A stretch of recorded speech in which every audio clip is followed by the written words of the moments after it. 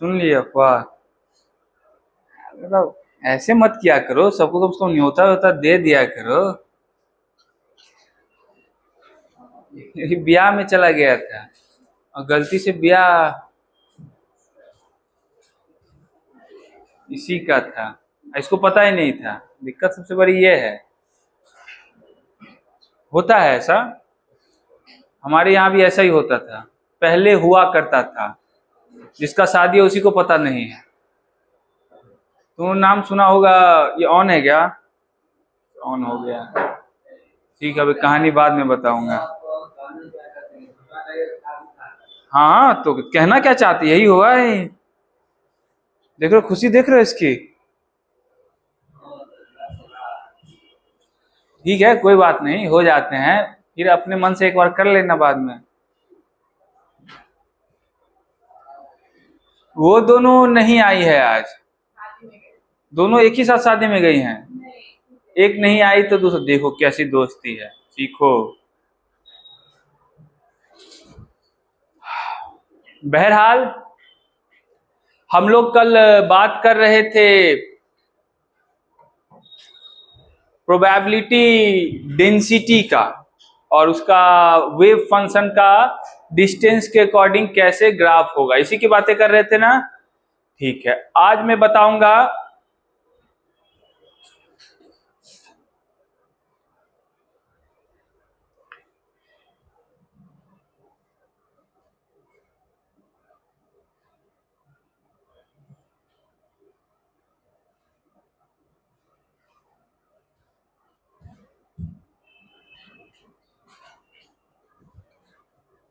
मैंने आपको दो टर्म बताए थे। एक बताया था ये, इसको आप लोग बोलते थे प्रोबेबिलिटी डेंसिटी। अभी ग्राफ इसी का बना रहे थे कल। दो था, एक साई का था, एक मॉड साई स्क्वायर का था, जो बोल रहा था मैं कि हमेशा पॉजिटिव वैल्यू देगा। तो it's a probability density, it's not probability. Probability density और प्रोबेबिलिटी में फर्क होता है। Probability density probability per unit volume समझ सकते हो। जैसे एनर्जी एंड इंटेंसिटी में फर्क होता है ना कि एक ही चीज है, होता है ना। पावर और एनर्जी में फर्क होता है ना।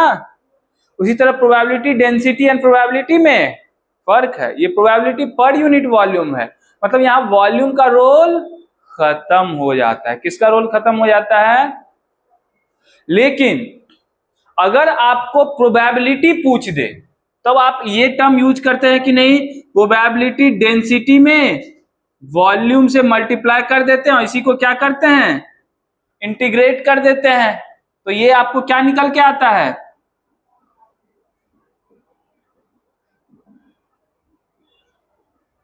समझ गए बातों को? ये आता है प्रोबेबिलिटी। मतलब डेंसिटी में किससे ये वॉल्यूम, डीवी मतलब स्मॉल वॉल्यूम है इसलिए डीवी लिख रहा हूं मैं।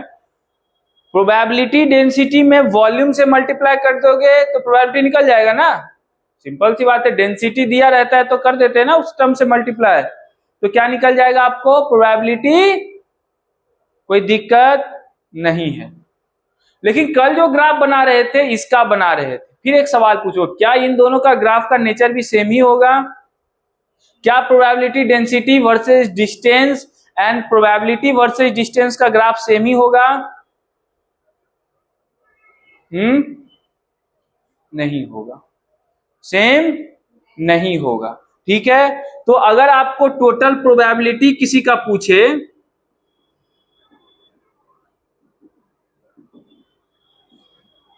ये रेडियल डिस्ट्रीब्यूशन मतलब टोटल प्रोबेबिलिटी की बात कर रहा हूं मैं। टोटल प्रोबेबिलिटी पूछे तो आप क्या करेंगे? प्रोबेबिलिटी डेंसिटी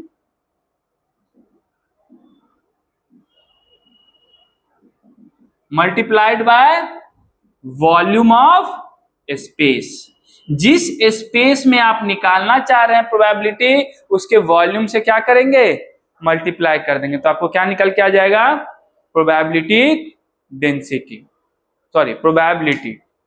समझिए बातों को। और ये दोनों सेम चीज बिल्कुल भी नहीं है। इन दोनों के ग्राफ को नेचर में भी चेंजेज मिलेगा। तो इसका ग्राफ तो हम लोग कल देख लिए थे, आज हम लोग प्रोबेबिलिटी का ग्राफ देखेंगे। ठीक है, कोई दिक्कत है? सबसे पहले इसका डेफिनेशन, इतनी बातें लिखो, डेफिनेशन लिखा रहा हूं, वो डेफिनेशन आप लोग लिख लीजिए। तो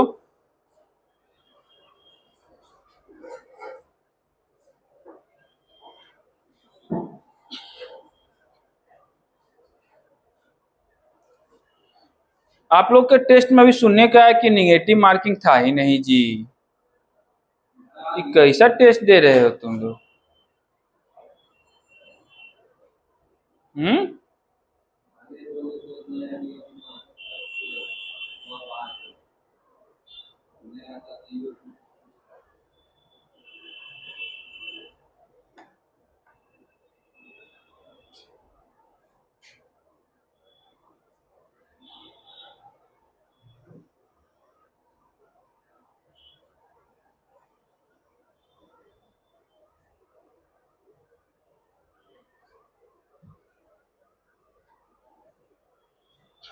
तुम लोग को पहले नहीं पता था कि निगेटिव नहीं है?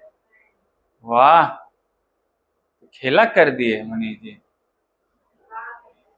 वाह, अफसोस हो रहा है ना तुमको? बायो वाले को तो ज्यादा ही अफसोस हो रहा होगा।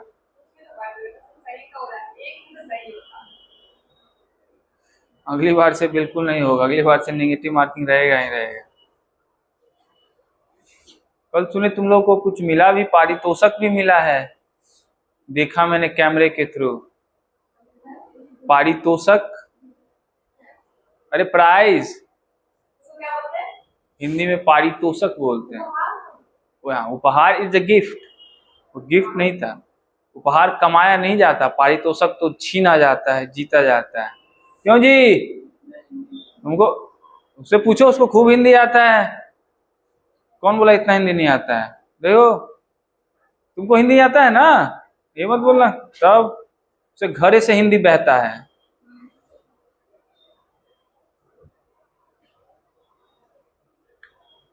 देखिए, मैंने कहा टोटल प्रोबेबिलिटी क्या है, तो इसी को हम लोग रेडियल प्रोबेबिलिटी डिस्ट्रीब्यूशन भी बोलते हैं।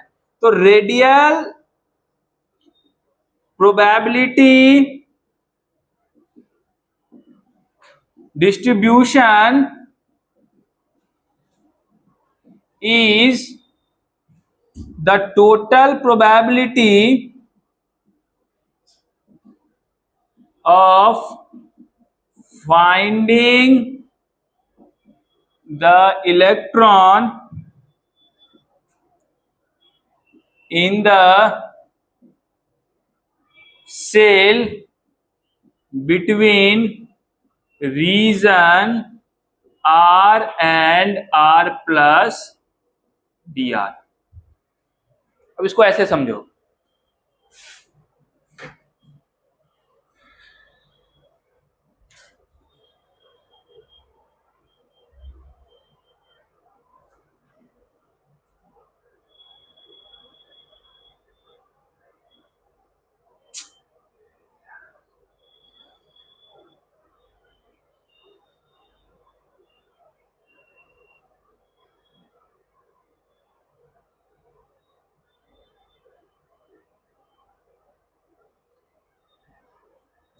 मान लो ये एक 3D स्पेस है, ऐसा समझो।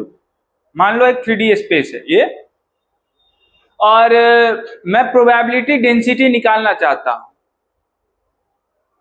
तो प्रोबेबिलिटी डेंसिटी को तो वॉल्यूम से कोई लेना देना रहेगा नहीं, क्योंकि वो पर यूनिट वॉल्यूम के लिए ही डिफाइन है। लेकिन अगर आप प्रोबेबिलिटी जानना चाहते हैं तो आपको वॉल्यूम जानना होगा। अब रेडियल प्रोबेबिलिटी डिस्ट्रीब्यूशन का सिंपल सा मतलब है कि अगर इस स्पेस को आप लोग एक स्फेरिकल रीजन मान ले, तो इसमें देखिएगा ये जो छोटा सा सेल जैसा दिख रहा है, ये वाला पार्ट, अरे ये दिख रहा है ना सेल जैसा, तो इस पार्ट में इलेक्ट्रॉन के पाए जाने की जो प्रोबेबिलिटी है उसी को रेडियल प्रोबेबिलिटी डिस्ट्रीब्यूशन कहेंगे। इस पार्ट में, इस सेल जैसा जो पार्ट दिख रहा है, ये R and R plus dr के बीच में जो ये रीजन दिख रहा है आपको, उसके बीच में जो इलेक्ट्रॉन को पाए जाने की संभावना है उसी को हम लोग क्या बोलते हैं? रेडियल प्रोबेबिलिटी डिस्ट्रीब्यूशन या टोटल प्रोबेबिलिटी बोलते हैं। कोई दिक्कत? रेडियल प्रोबेबिलिटी डिस्ट्रीब्यूशन या फिर टोटल प्रोबेबिलिटी बोलते हैं। समझ रहे बातों को, इस रीजन में पाए जाने की संभावना। ठीक, तो हमको करना क्या होगा अब उस टोटल प्रोबेबिलिटी के लिए, एक तो ये चाहिए प्रोबेबिलिटी डेंसिटी, एक तो ये चाहिए प्रोबेबिलिटी डेंसिटी, दूसरा क्या चाहिए, वॉल्यूम ऑफ स्पेस। तो प्रोबेबिलिटी डेंसिटी तो आपको दिया ही रहेगा, आप क्या करेंगे, प्रोबेबिलिटी डेंसिटी को किससे मल्टीप्लाई कर देंगे, वॉल्यूम ऑफ स्पेस। मतलब हमको सिर्फ इस सेल वाला स्पेस चाहिए, टोटल स्पेस नहीं, कौन वाला, सेल वाला। उस सेल के स्पेस से, मतलब स्पेस मतलब वॉल्यूम से मल्टीप्लाई कर देंगे तो आपको क्या निकल जाएगा, टोटल प्रोबेबिलिटी। समझ रहे बातों को, समझ रहे हो ना, कोई दिक्कत नहीं ना, कोई कष्ट नहीं ना। अब उसका वॉल्यूम आप लोग निकाल सकते हैं क्या उस सेल का, बहुत कठिन बात तो नहीं है, क्या आप लोग निकाल सकते हैं, हामी भरिए। अरे कुछ नहीं करना है, इस सेल का वॉल्यूम नहीं निकाल लेंगे, कैसे, बड़ा वाला का वॉल्यूम माइनस, तो सेल का वॉल्यूम नहीं निकल जाएगा।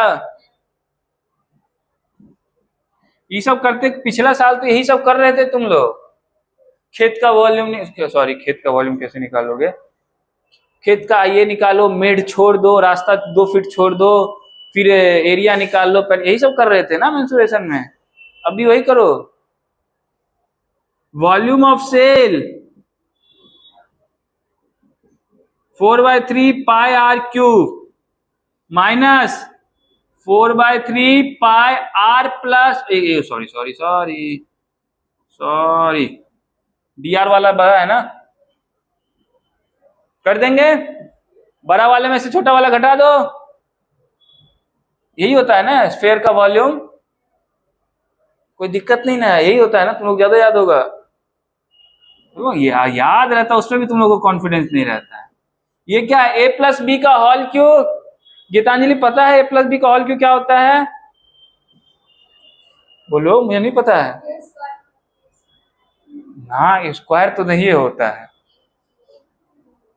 a cube 3 a square b plus 3b square a मतलब r प्लस b क्यूब, ये होता है ना, यही होता है ना, यही होता है ना, a cube plus b cube plus 3a square b plus 3ab square, यही होता है formula.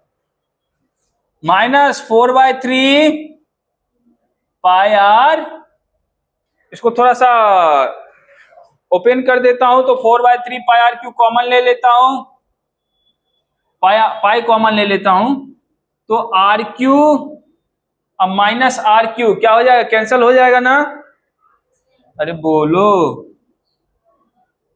Plus 3r square d are, 3dr square r plus D R cube, ये दोनों क्या हो गए, कैंसिल। अब देखो यहाँ पे 2 टर्म है, एक है D R cube, D R का मतलब ही होता है बहुत छोटा,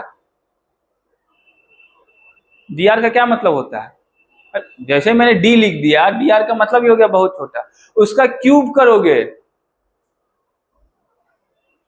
और छोटा, तो ये वाला टर्म नेग्लिजिबल स्मॉल है, किसके कंपैरिजन में, इसके कंपैरिजन में।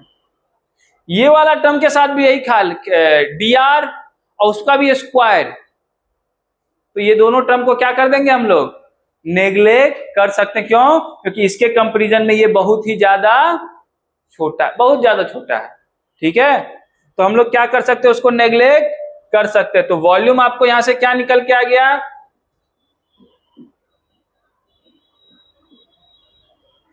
क्या निकल के आ गया, 4/3 पाई 3r square d are, 3 cancel, 4 pi r square d are निकल के आ गया ना। क्या क्या मैंने इन दोनों को कैंसिल कर दिया, क्योंकि बहुत ही ज्यादा इसके कंपेयर, ये आर स्क्वायर है और डी आर वैसे बहुत छोटा है, तो इसका स्क्वायर और छोटा, डी आर छोड़ ही दो उसको, ठीक है, तो ये दोनों क्या हो जाएगा, नेग्लेक्टेड, तो ये वॉल्यूम वाला रीजन आ गया, उसको मल्टीप्लाई कर देंगे किससे, प्रोबेबिलिटी डेंसिटी से, तो क्या निकल जाएगा, टोटल निकल जाएगा, टोटल प्रोबेबिलिटी। बोलिए, ठीक है, तो ये लिख लिया था ना सबने, ये वाला डेफिनेशन, ये डेफिनेशन लिखिए जल्दी। तो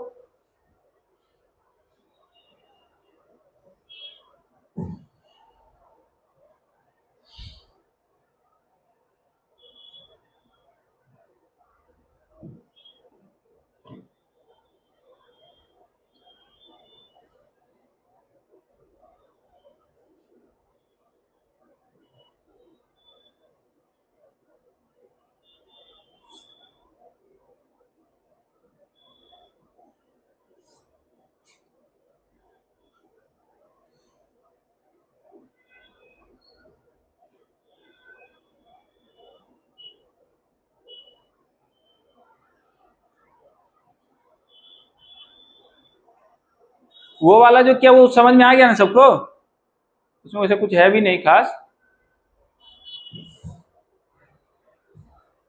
ये वाला, ये 4/3 ये वाला टर्म है, इधर ले।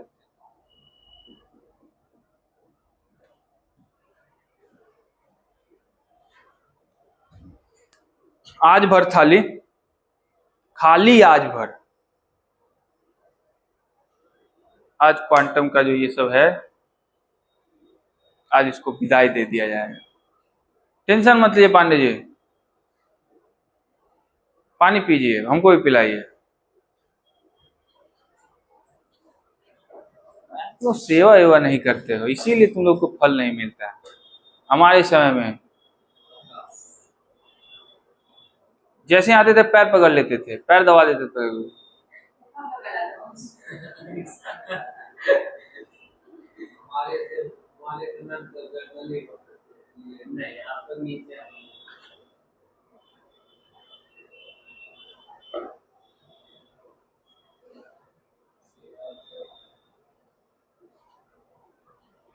कम से कम पानी वानी तो पिला ही दिया करो।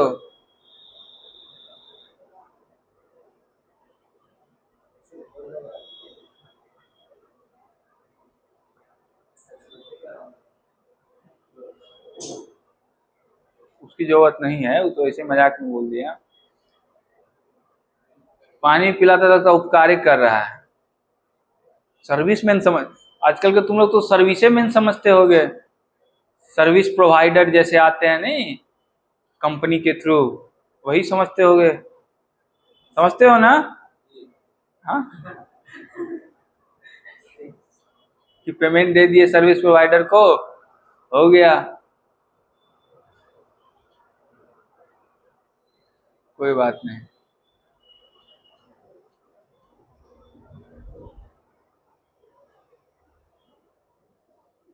बढ़िया है, दहेज मिला था।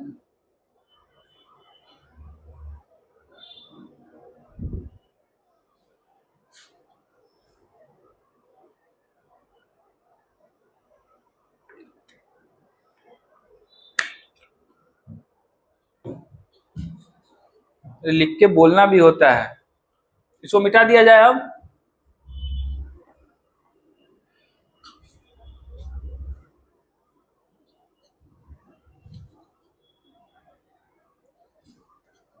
ठीक है, तो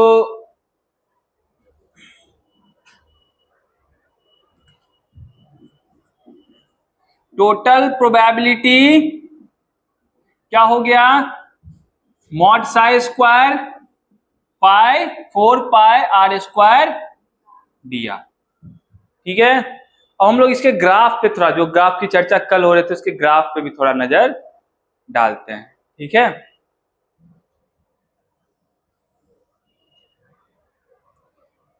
ये आपको है 4 pi r square psi square d r, इसका ग्राफ है, मतलब प्रोबेबिलिटी वर्सेस डिस्टेंस।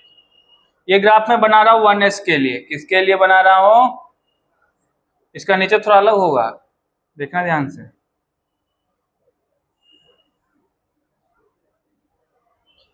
ये 2p के जैसा ग्राफ दिख रहा है कि नहीं दिख रहा है, याद करो, 2p में प्रोबेबिलिटी डेंसिटी का ग्राफ ऐसा ही था, 1s में प्रोबेबिलिटी का ग्राफ ऐसा है। समझ गए? नोट्स फिर से नहीं होंगे, कारण जानते ही हो। ठीक, निगेटिव में ये जा नहीं सकता क्योंकि क्या है, प्रोबेबिलिटी है। प्रोबेबिलिटी निगेटिव में भेजोगे कभी? कभी नहीं। ठीक है, कोई दिक्कत? ये किसका ग्राफ है आपको? 1s। ठीक,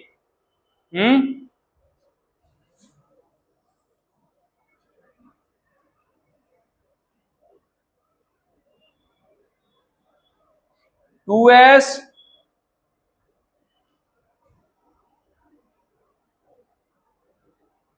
no 2p 4f। ठीक है, 2p के लिए नोड्स कितने होंगे? 2p के लिए नोड्स कितने होंगे?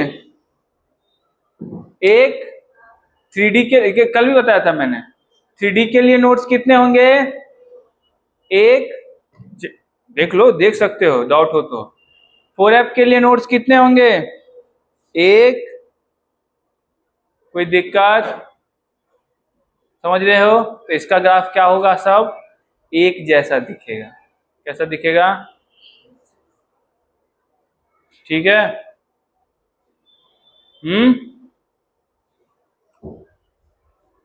कोई दिक्कत? बातें समझ रहे हैं ना? निकाल के भी देख लेते हैं। चलो, 2p के केस में नोट्स बताओ तो n minus L minus 1, 2 minus 1, p की ये तो जीरो नोट्स आए जी, एक क्यों बोल रहे थे तुम लोग? 2p में जीरो नोट्स आए ना? हाँ, 2p में जीरो नोट्स आए। तो इसी तरह 3d में देख लो, 3 माइनस डी की वैल्यू 2, जीरो नोट्स आते हैं ना, मतलब सब में जीरो नोट्स आएंगे। इसका ग्राफ भी ऐसा ही होगा, बस थोड़ा सा क्या करना है, इसको शिफ्ट करा देना। ठीक है, ग्राफ का नेचर सेम ही होगा, बस थोड़ा सा शिफ्ट करा देना रेडियस को। ठीक है, कोई दिक्कत? ठीक है, अब अगर मैं ग्राफ बनाना चाहता हूं किसका, नोट्स है क्या उसमें? नहीं है ना, इसमें भी नहीं है नोट्स। नोट्स के बारे में कल बताया, नोट्स दिख रहा है क्या दोनों में? आज ये दोनों नहीं आया है, विशाल एंड हाँ अंकित तिवारी। कल ही बोल दिया था क्या नहीं आएगा। अब मैं ग्राफ बनाना चाहता हूं किसका? 2s का, 3p का, 3d का, नॉट 3d 4d ना, 4d का और 5f का। इस समय चेक करो, नोट्स की वैल्यू एक होगी, चेक कर लो। 2s में चेक कर लो तो 2 माइनस 0 माइनस 1 एक नोट्स, 3p में चेक कर लो 3 माइनस 1 माइनस 1 एक नोट्स, सब में एक ही नोट्स आएंगे। समझ रहे हो? इसका ग्राफ का नेचर देखो कैसा होगा।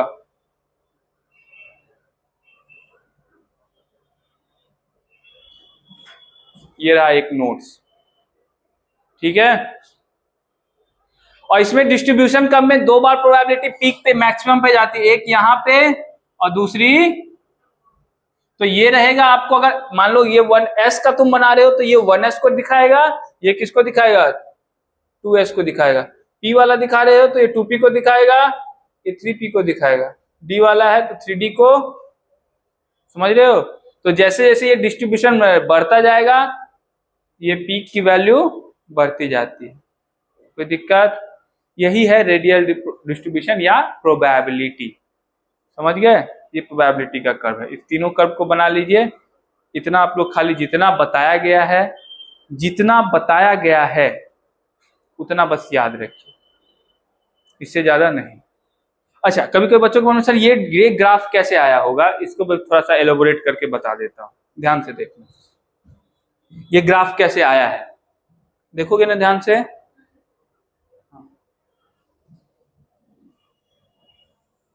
ये दो चीज का हिस्सा है, एक तो ये प्रोबेबिलिटी डेंसिटी, दूसरा वॉल्यूम। देखिए ध्यान से देखना, ध्यान से।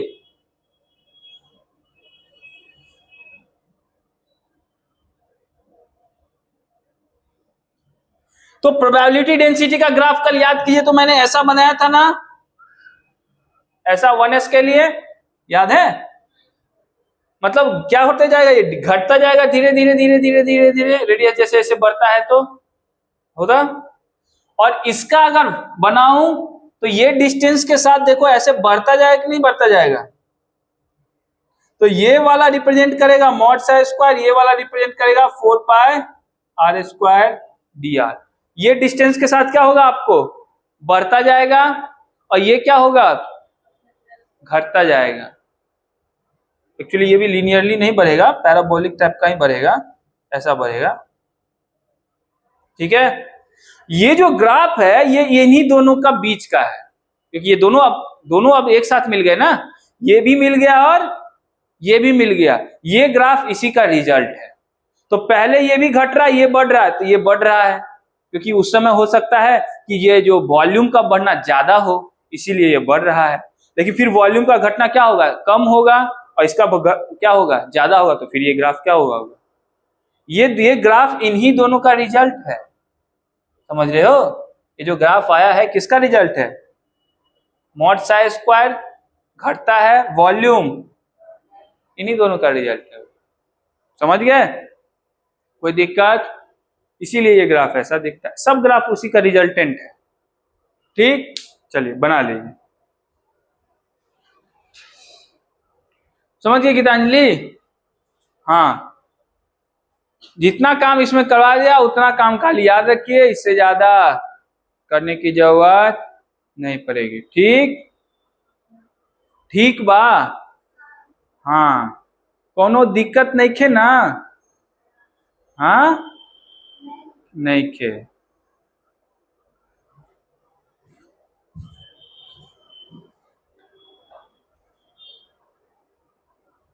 और छोटा टाइगर, शादी में कहाँ गए थे? गया था घर? उसका घर गया नहीं है, बक्सर है, वो पता नहीं किसका घर कहाँ है। तुम लोग कुछ पूछने उछने नहीं आते ऑफिस में?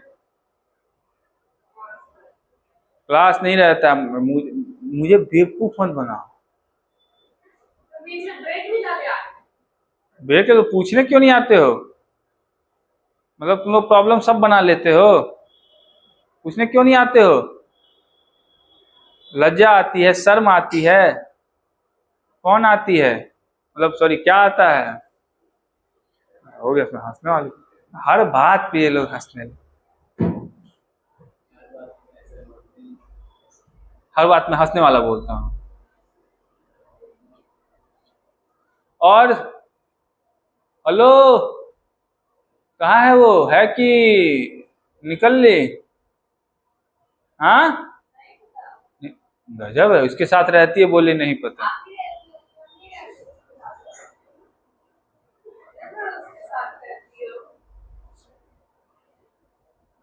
तुम्हारी रूम पार्टनर नहीं है वो?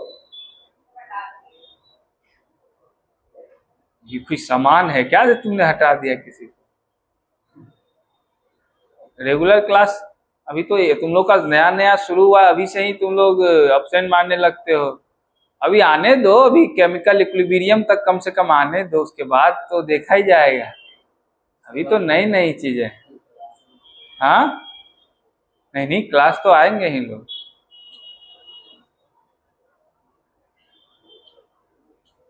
आने वाले आ ही जाते हैं, और नहीं आने वाले नहीं आते हैं, मेरा यही अनुभव है।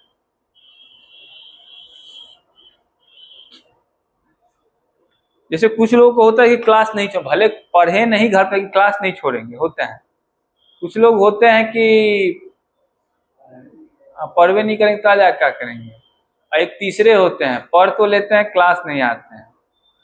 3 कैटेगरी के होते हैं, तुम कौन सा है देख लो।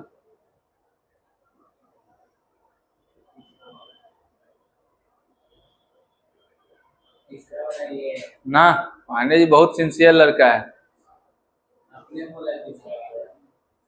बहुत मेहनती लड़का है ये।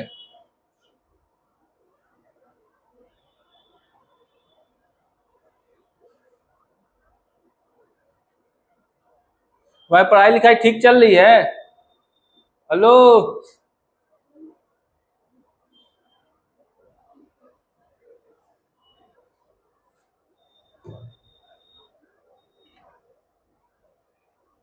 तुम लोग के पेरेंट्स को अब बुलाया जाए एक दिन। हाँ तो क्या, दूर दूर से नहीं, पेरेंट्स कहाँ से का लंदन चल जाते हैं मिलने के लिए, वीडियो कॉन्फ्रेंस पे। किसको तुम पिताजी बना दोगे होते?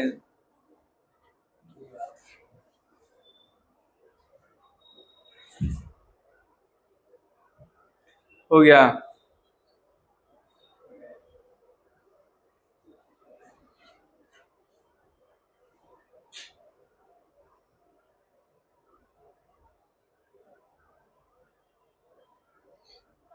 यार बैटरी का इतना खत्म होता है।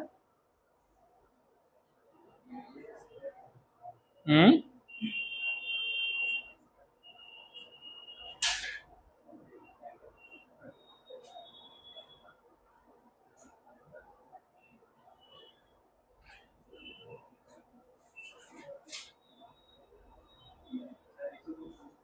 हाँ हाँ बोलो, कुछ बोलो बोलो।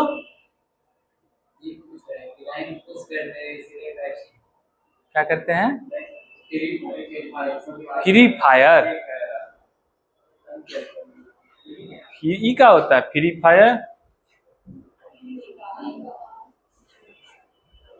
मतलब आग लगाओ फ्री में?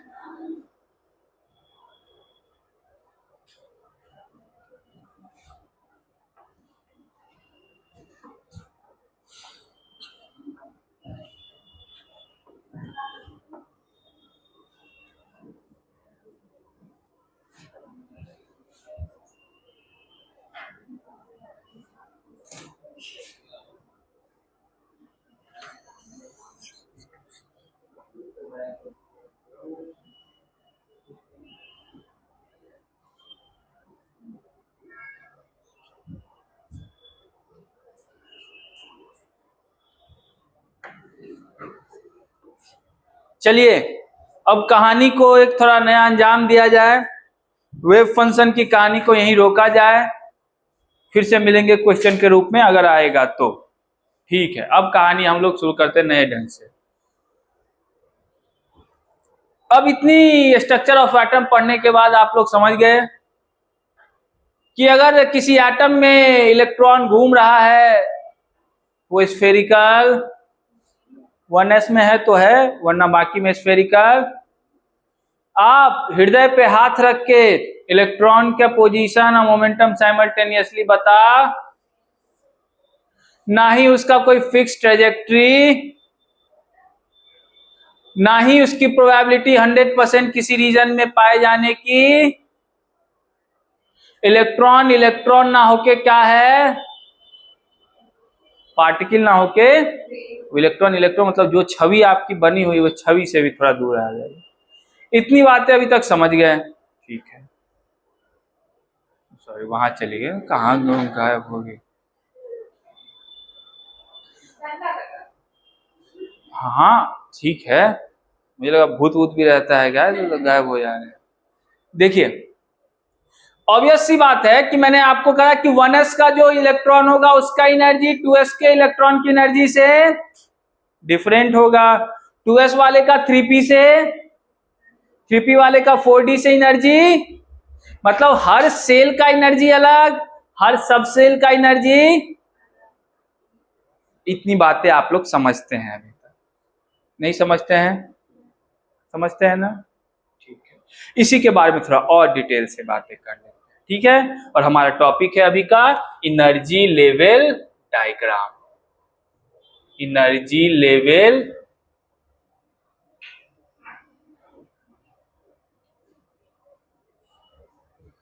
अब एनर्जी लेवल डायग्राम हम दो टाइप के एटम के लिए देखेंगे।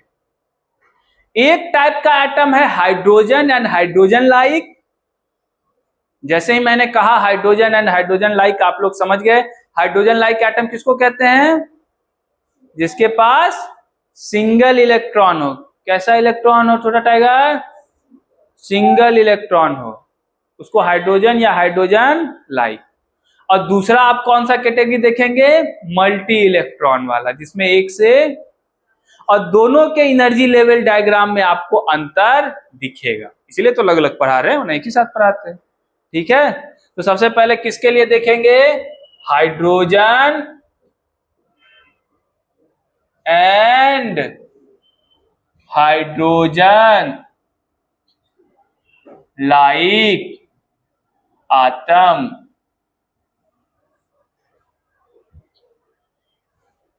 ठीक है,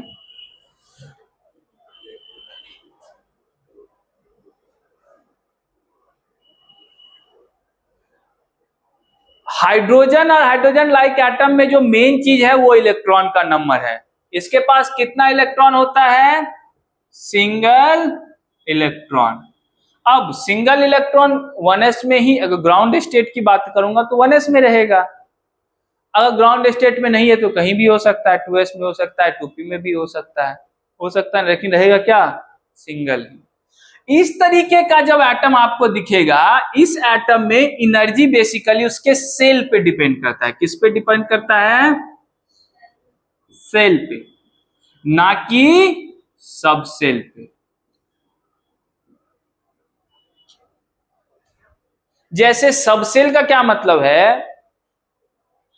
सेकेंड सेल में दो सब सेल मिलते हैं आपको, S और P, 2s एंड 2p मिलता है ना। सेकेंड सेल में कितने सब सेल मिलते हैं? लिख दूं क्या एक बार? लिखी, ये बातें लिख ही देता। ये फर्स्ट सेल, इसमें कितने सब सेल मिलेंगे?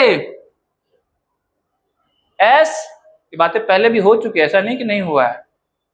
सेकेंड सेल, इसमें कौन सा मिलेंगे? थर्ड सेल, इसमें कौन सा मिलेंगे?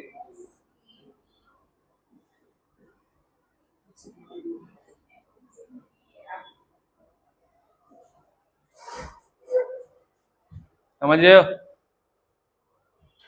तो एनर्जी जो है वो किस पे डिपेंड करता है? सेल पे। किसके लिए? Single electron. अब आप कहेंगे अगर ऐसी बात है तो क्या S और P की एनर्जी सेम होगी? सेम सेल की 2s और 2 की एनर्जी सेम होगी? होगी। किसमें? सिंगल इलेक्ट्रॉन एटम में। लेकिन मल्टी इलेक्ट्रॉन एटम में ये बिल्कुल नहीं होगा।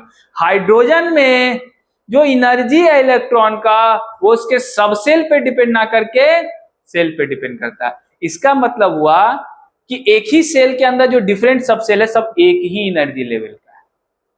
मतलब अगर सेकेंड सेल में S और P सेम एनर्जी लेवल पे, थर्ड में SPD, समझ रहे हो मेरी बातों को? किसके लिए ये ट्रू है? लेकिन हाइड्रोजन एंड हाइड्रोजन लाइक। कोई दिक्कत? तो इसके लिए एक छोटा सा मैं डायग्राम बना देता हूं आपको, जो आपको याद रहेगा। आप लोग को डायग्राम ज्यादा याद रहता है नहीं बायो वाले?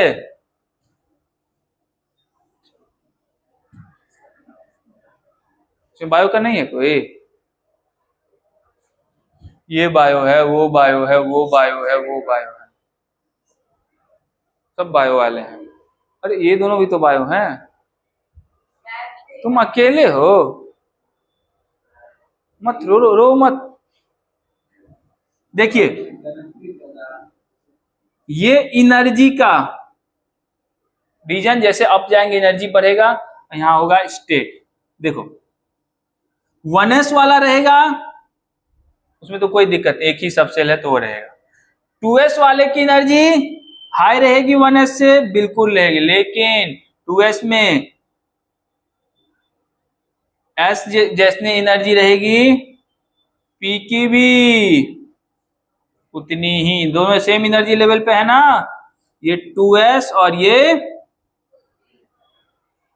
कोई अंतर नहीं, दोनों की सेम एनर्जी है। उसी तरह थर्ड सेल में जाएंगे तो एनर्जी तो बढ़ जाएगा, सेल बढ़ गया तो, लेकिन 3s की जितनी रहेगी, 3p की उतनी रहेगी, 3d की भी। ये काहे डब्बा बना रहे पता है ना? ऑर्बिटल, डी में कितने ऑर्बिटल होते हैं? भूल जाते हो तुम लोग, अरे भूल जाते हो जी। फिर 4 में जाएंगे,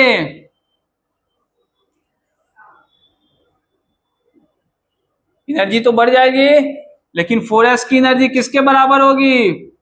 4p। और वही एनर्जी होगी किसकी? 4d।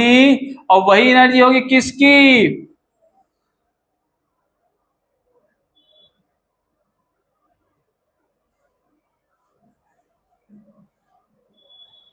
कोई दिक्कत? तो ये जो आपको है, किसके लिए डायग्राम है ये? हाइड्रोजन के लिए, जिसके पास सिंगल इलेक्ट्रॉन है। मतलब सबसेल जो होता है, सेम सेल का सबसेल, वो सब एक ही स्टेट में रहता है, सॉरी, वो एक ही एनर्जी को ऑक्यूपाई करता है। स्टेट अलग है, देखो ध्यान से, स्टेट अलग है। स्टेट अलग होने का मतलब कि यहां जो इलेक्ट्रॉन होगा, वहां जो, या 4d में जो इलेक्ट्रॉन, दोनों सेम स्टेट का इलेक्ट्रॉन नहीं है, लेकिन एनर्जी क्या है? सेम है।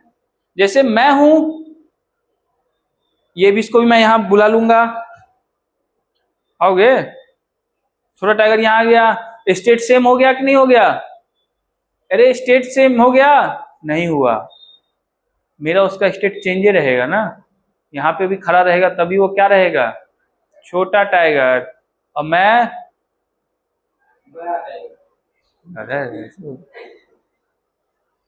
समझ रहे हो? सर्विस प्रोवाइडर तुम्हारे लिए, और तुम लोग कंज्यूमर हो, तो दोनों में तो स्टेट चेंज रहेगा ना, लेकिन एनर्जी की वैल्यू हो सकती है कुछ समय के लिए सेम हो जाए, वो भी गर्म पूरा यहाँ पे पहुंच जाए माथे पे। क्यों टाइगर? हो सकता है ना?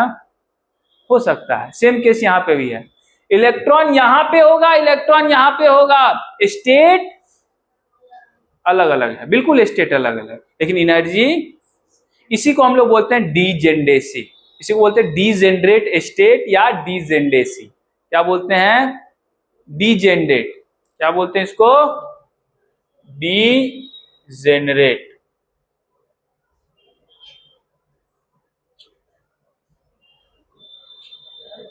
डीजेनरेट स्टेट्स का क्या मतलब है? States different, states different but energy is, कोई दिक्कत? उसको हम लोग बोलते हैं डीजेनरेट स्टेट्स, या इसी को बोलते हैं डीजेनरेसी। ठीक है, कोई दिक्कत? डीजेनरेट स्टेट समझ गए? तो ये सारे कौन से स्टेट है? ये सारे कौन से स्टेट है? बहुत बढ़िया, डीजेनरेट स्टेट्स। कोई दिक्कत? इन बातों को जल्दी से लिख लीजिए, फिर हम लोग चलेंगे किसमें? किसमें चलेंगे? Multi electron atom. यहां समझने में कोई दिक्कत? सिंगल इलेक्ट्रॉन एटम में एनर्जी लेवल कैसा रहेगा? हाँ, दिक्कत है शुभम? सनी, यस।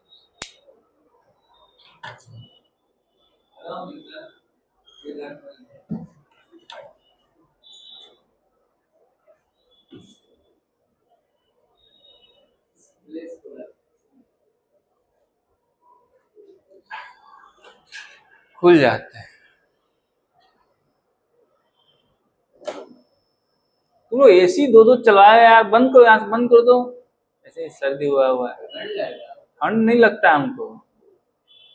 वो तुम्हारी फिक्र है, फिर कल तुम नहीं आओगे, तबीयत खराब हो जाएगा तुम्हारा।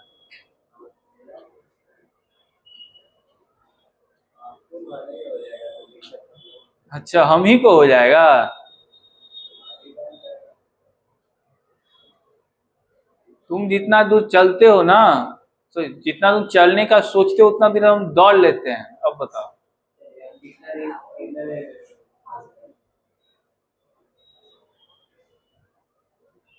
तो तुम लोग बताओ, अपना सुबह सुबह यहाँ पढ़ने आ जाते हो। हाँ तो बाइक से पढ़ाने आते हैं, सुबह सुबह दौड़ लेते हैं कभी कभी।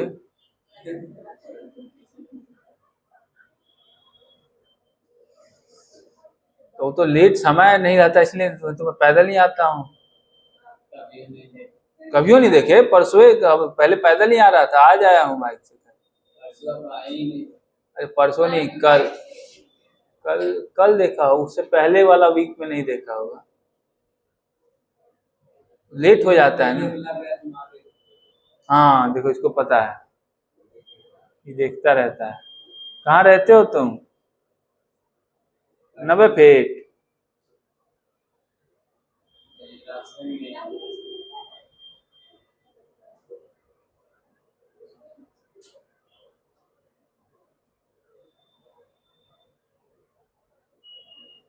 चलिए, हो गया ये।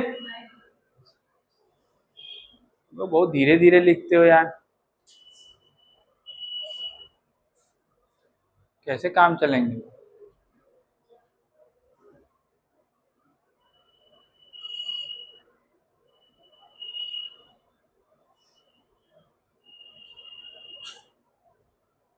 असाइनमेंट पूरा हो गया?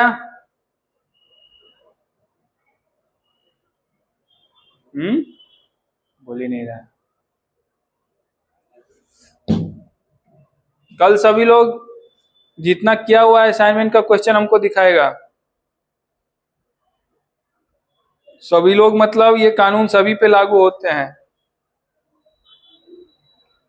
किसी को वीआईपी ट्रीटमेंट नहीं मिलेगा। समझ रहे हो छोटा टाइगर?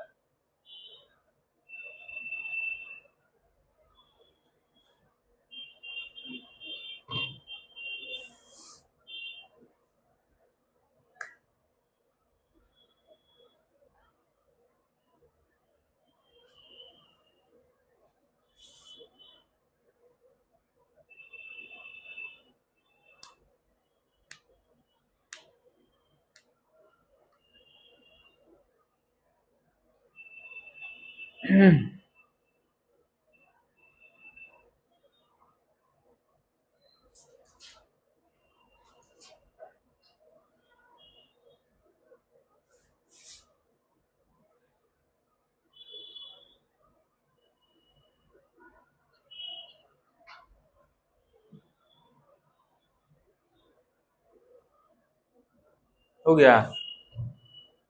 तो कोना में लिखा है कुछ, वो लिख लिए हो?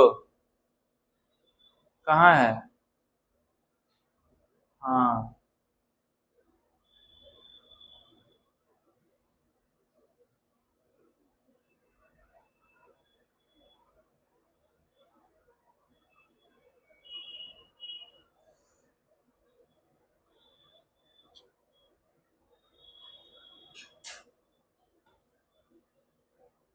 घर पे कितना देर पढ़ते हो टाइगर? 3-4 घंटा? वाह, बहुत बढ़िया। झूठ बोल रहा है ना? मतलब इससे बहुत कम पड़ता है? ज्यादा पड़ता है ये?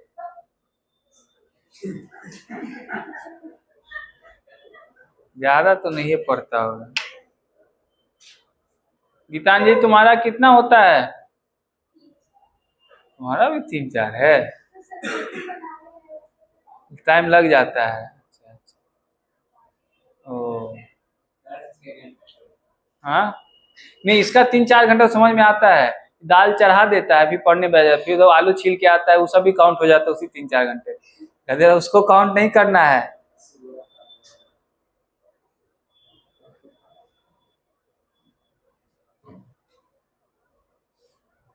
सब जानते हैं ना। मान लो कोई एक आदमी नहीं है तो?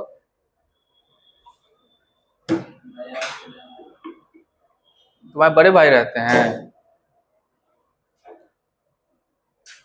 तब तो तुमको मेहनत ज्यादा लगेगा।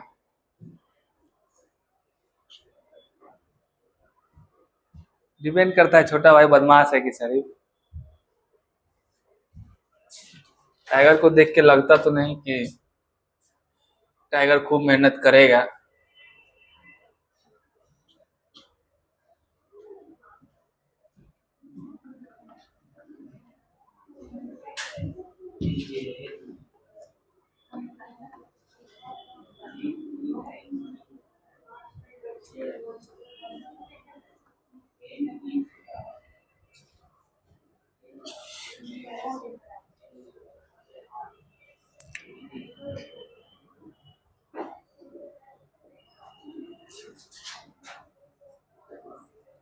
दूसरा सिनेरियो देखिए, मल्टी इलेक्ट्रॉन एटम। अब मल्टी इलेक्ट्रॉन एटम में ऐसा सिंपल आपको एनर्जी का डिस्ट्रीब्यूशन नहीं दिखने वाला है। उसके दो कारण हैं। पहला कारण है कि आप हाइड्रोजन लाइक वाला जो अभी देखे हैं उसमें एक इलेक्ट्रॉन था और सिर्फ इलेक्ट्रॉन और न्यूक्लियस के बीच अट्रैक्टिव फोर्स काम कर रहा था, ठीक है। लेकिन मल्टी इलेक्ट्रॉन एटम में सिर्फ और सिर्फ इलेक्ट्रॉन और न्यूक्लियस के बीच अट्रैक्टिव फोर्स काम नहीं करता, रिपल्सिव फोर्स भी काम करता है। किसके किसके बीच? बस इलेक्ट्रॉन इलेक्ट्रॉन के बीच रिपल्सिव फोर्स भी आपको क्या करता है? काम करने लगता है। अब एक तो अट्रैक्टिव फोर्स है, दूसरा रिपल्सिव फोर्स है, ठीक। यहां से दो तरीके का इफेक्ट जनरेट होता है जिसकी चर्चा हम लोग आगे करेंगे जब मैं पढ़ाऊंगा। पीरियोडिक टेबल जब शुरू करूंगा तो उसकी चर्चा मैं करूंगा। एक होता है स्क्रीनिंग इफेक्ट और दूसरा होता है जेड इफेक्टिव।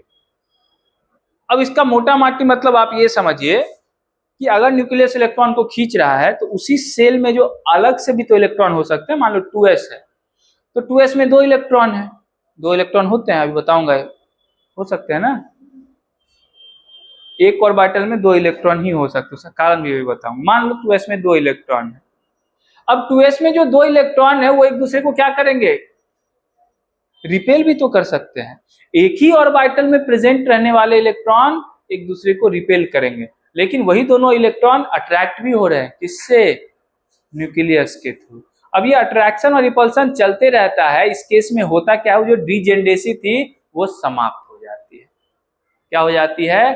डीजेनेरेसी समाप्त। अब एनर्जी जो होगा इलेक्ट्रॉन का वो उसके सेल पे डिपेंड तो करबे करेगा, सेल के साथ साथ किस पे डिपेंड करेगा? सबसेल। डिफरेंट सबसेल भी क्या हो जाते हैं? एक सेल के अंदर जो डिफरेंट सबसेल है वो भी क्या हो जाते हैं? अलग एनर्जी स्टेट में चले जाते हैं। समझ लो मेरी बातों को। पहले सेम एनर्जी स्टेट में था, एक सेल के अंदर सारे सबसेल एक ही एनर्जी स्टेट में था ना हाइड्रोजन में। अब क्या होगा? उसी सेल के अंदर जो डिफरेंट सबसेल है वो अलग एनर्जी स्टेट में चले जाएंगे, ठीक है। हाँ, तो इसके लिए मैं लिख देता हूं energy depends on cell as well as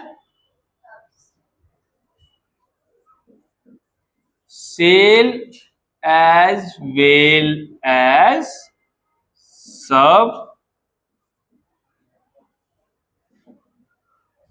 ठीक है। कोई दिक्कत? अब इसका डायग्राम थोड़ा देख लेते हैं।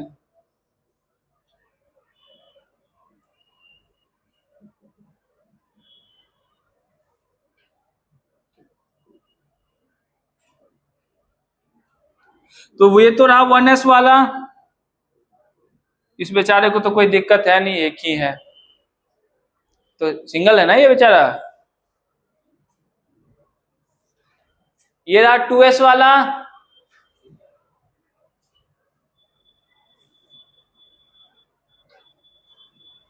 तो यहां तो रहा 2s, लेकिन अब 2p की एनर्जी लेवल सेम नहीं रहेगी। रहेगी क्या? 2p की एनर्जी लेवल सेम बिल्कुल नहीं रहे। क्या नहीं रहेगी? बिल्कुल नहीं रहेगी। 2p इससे क्या होगा? हायर एनर्जी स्टेट में रहेगा। चला गया हायर में? अरे चला गया जी। दोनों सेम एनर्जी स्टेट में नहीं है, अब अलग अलग। डीजेनरेसी खत्म। क्या हो गया? अब नन डीजेनरेट। कौन सा स्टेट हो गया? None degenerate state. डीजेनरेसी नहीं है ना, स्टेट भी अलग है और एनर्जी भी, है ना। बस देखो सुस्त है वो। चलिए अब 3 की बातें कर लेते हैं। यहां रहेगा 3s,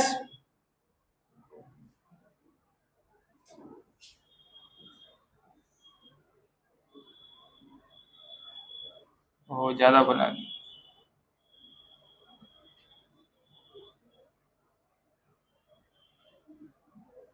यहां रहेगा 3p,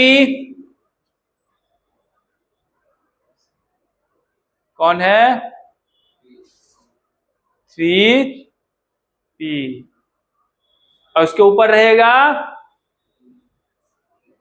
3d। बस बस यही खेला हो गया, खेला एजे हो गया। देखो ध्यान से अब खेला, 3s 3p से बड़ा होगा, इसमें मुझे कोई डाउट नहीं रखा भी, लेकिन 3d से एनर्जी में छोटा होता है कौन 4s। यस, 4s की एनर्जी लेवल 3d से छोटा होता है। तो 4s पहले आपको यहां पे ज्यादा बड़ा बना दिया, और उसके बाद आपको यहां लिखना होगा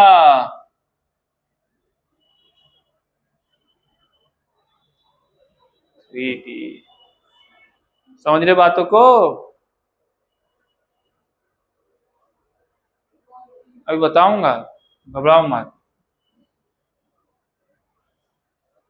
आपको ये ऐसा क्यों लगता है कि एक सेल का अंदर जो रहेगा, मान लो थर्ड सेल के अंदर है तो 3s 3p 3d, ये सारे 4s 4p 4 के सब सेल से छोटा ही होगा? ये जरूरी नहीं होता। मैंने आपको बताया था एनर्जी सेल पे तो ठीक है डिपेंड करता है, सेल के साथ किस पे डिपेंड करता है, सब सेल पे भी।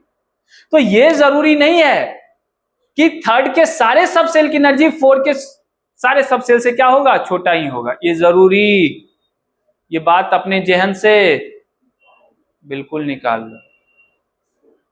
4s जो है वो लोअर एनर्जी स्टेट में है, किससे 3d से। अब 3d के बाद कौन आएगा 4p, फिर 4 नहीं, फिर 5s, फिर 4d, ऐसा होता है। उसका मैं एक छोटा सा रूल बता दूंगा, घबराना नहीं है, रट्टा भी नहीं मारना है, रूल है उसका, ठीक है। इसके बाद कौन दिखेगा आपको 4p, ठीक। इसके बाद कौन दिखेगा आपको 5s,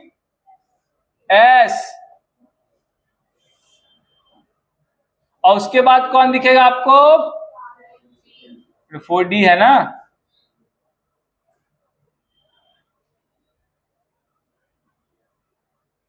इसी तरीके से ये बढ़ता जाएगा। अब बोलेंगे सर ये तो हमको याद करना पड़ेगा, आप लोग सबसे पहले यही सवाल पूछेंगे, ये तो याद रखना पड़ेगा कौन ऊपर है, कौन हायर एनर्जी स्टेट में, कौन लोअर एनर्जी स्टेट में, तो याद रखना पड़ेगा। एक छोटा सा रूल है, कैसा रूल है, छोटा सा, हाँ छोटा टाइगर की भांति एक छोटा सा रूल है, उस रूल को फॉलो करेंगे आराम से, रट्टा मारने की जरूरत। ओ चौहान इधर, मोबाइल तुम मोबाइल में नीचे पे क्या देख रहे थे, मोबाइल तो है तुम्हारे पास, ना ना ना देखो, अरे मेरा नाम पता है ना तुमको,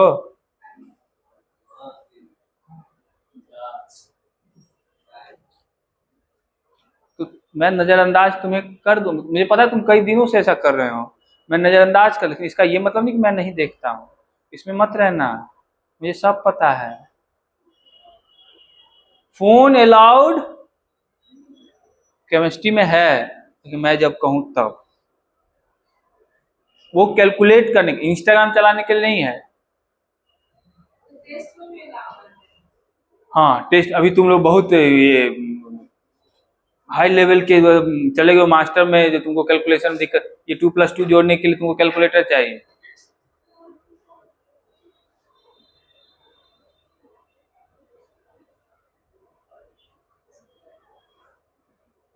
बोरबरीज रूल है।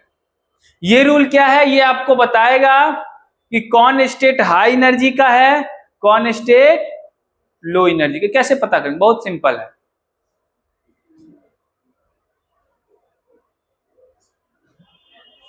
बस जिसका n+l की वैल्यू छोटा होगा वो लोअर एनर्जी का होगा, जिसकी n+l की वैल्यू बड़ी होगी वो हायर एनर्जी का होगा। सिंपल, समझ रहे हो?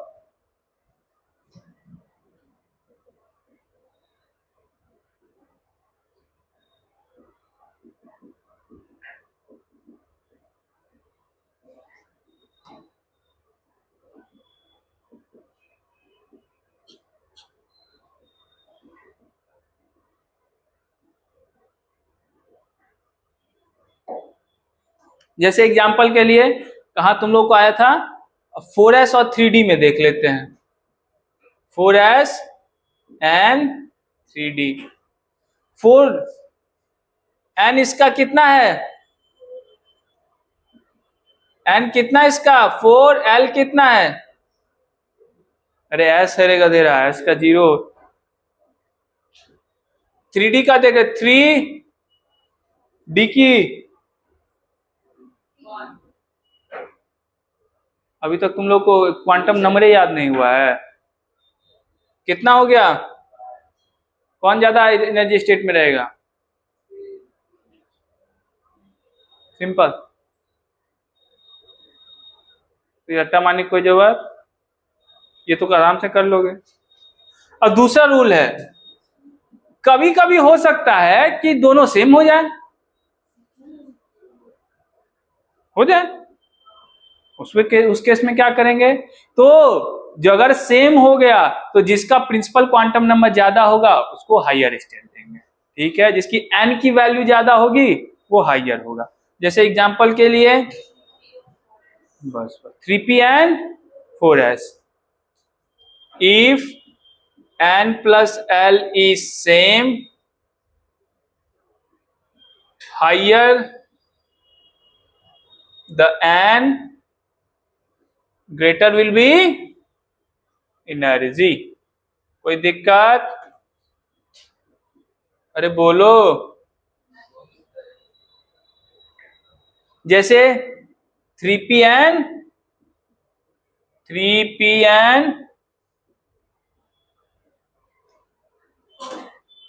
3p में देख लो 3+,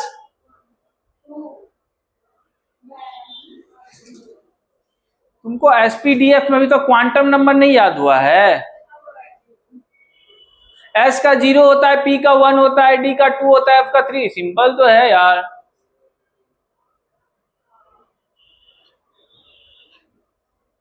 फोर प्लस ये भी 4, ये भी 4, मामला टाई होता दिख रहा है, किसके तरफ झुकेगी?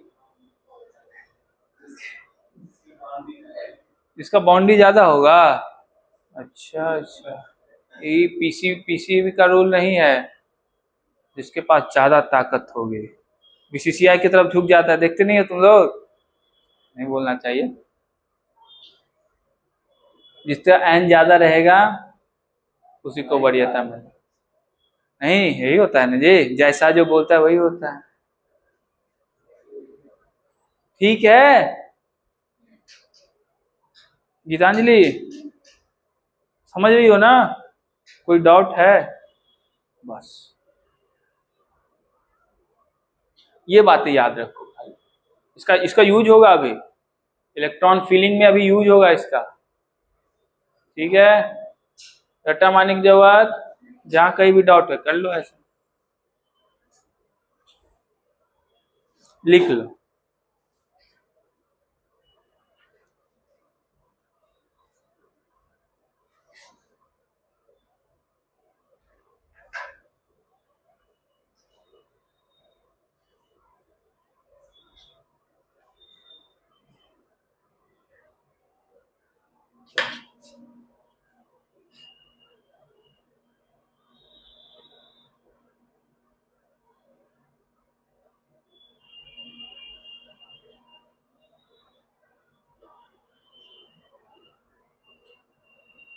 कल तुम लोग आओगे तो तुम लोग को प्रिंसिपल्स पढ़ाऊंगा, पॉली एक्सक्लूजन प्रिंसिपल और बॉब प्रिंसिपल।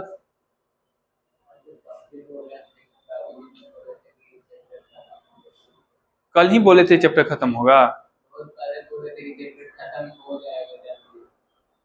तो जल्दी ही तो हो रहा है। जल्दी क्या हो रहा है, लेट से हो रहा है।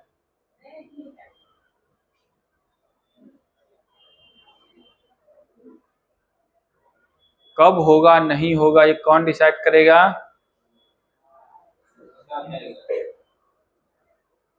कौन डिसाइड करेगा गीतांजलि? बस हम, तुम लोग नहीं, तुम लोग है ये नहीं है उसमें, लोकतंत्र नहीं चल रहा है यहाँ पे। हाँ अच्छा, मुझे ही बोला है, बहुत बढ़िया, मैं ही डिसाइड करूंगा, तो तुम्हें घबराने की जरूरत नहीं है। और अभी तो खूब समय है अभी।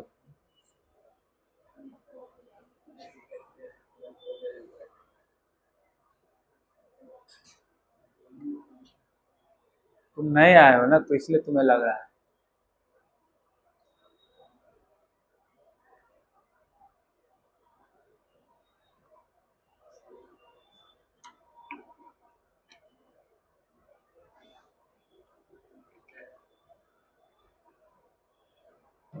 गीतांजलि